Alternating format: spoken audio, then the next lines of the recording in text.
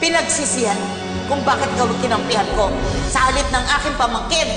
Kung sa bagay, madali ko namang nalalaman ang sagot. DNA test lang yan.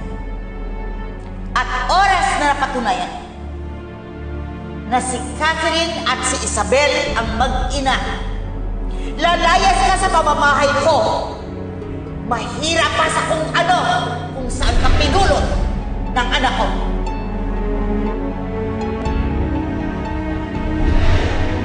Si Mama Tilda, parang... Ma'am, si Mama Tilda! Mama Tilda! Tumawag ka ng doktor!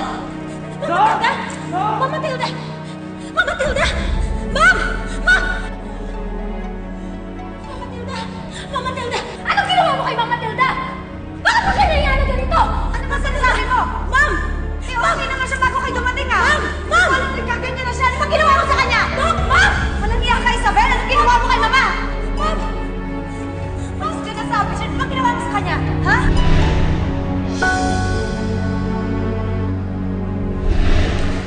Galing kay attorney. Inutusan pala siya ni tita na palitan kitang administrator ng mahal ni Catherine. Ganun ba? Baka siguro nagbago na yung isip ni Mama dahil alam niya na hindi ka na umiinom. Yun lang kaya rason niya. Anong ibig mong sabihin? Bakit ganyan ka sa akin, Jonas? Pinagdududahan mo ba ako?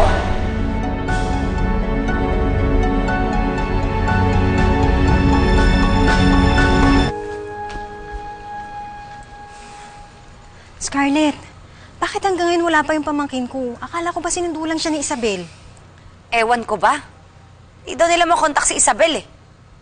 Yun ang sinabi ng assistant niyang bakla. Alam mo, duda ko, sinasadya to ni Isabel. Naku, ingat-ingat ha. Baka mamaya maging close na naman yung dalawa. Tapos, ma-brainwash niya yung anak mo. Ikaw rin, eredera yung anak mo. Baka sa bandang huli, siya pa makinabang kay Catherine. Well, good luck kay Isabel kung mangyari yun. Dahil nagtanim na ng galit sa kanya si Catherine. At saka, ako na yung administrator ng mamanahay ni Catherine. Sa tutuusin nga, hindi ko na nga siya kailangan eh. Uy, huwag mong sinasabi yan. Sweeping statement ang tawag dyan. Alam mo, ikaw pati, nagmamarunong ka na naman. Oo nga pala, hindi ko pa nakikita yung testamento ng biyanan mo. Baka kailangan i-check mo na yan sa abogado nyo bago mo i-estipwera si Catherine. Alam mo, ikaw pati, pakialamera ka talaga eh, no? But of course, my beautiful cousin. Alam mo namang expertise ko ang batas. At saka, nga lang, palagi ako nami-mental block pag bar exam. Yun ang sabihin mo. Pero sure ako na madali ko lang makukuha ang parte ng mamanahin ni Catherine. Buhay pa si Ma'am Matilda para ilipat lahat ng assets niya sa iyo, Scarlett. Attorney, nagiging realistic lang ako. Mama is as good as dead. At isa pa, ako ang ginawa niyong authority sa lahat ng mga pag-aari niya. Oo, pero may mga kolatilya ang testamento. Yung mana mo, pwede mong ibenta. Pero yung kay Catherine, administrator ka lang ng mana niya.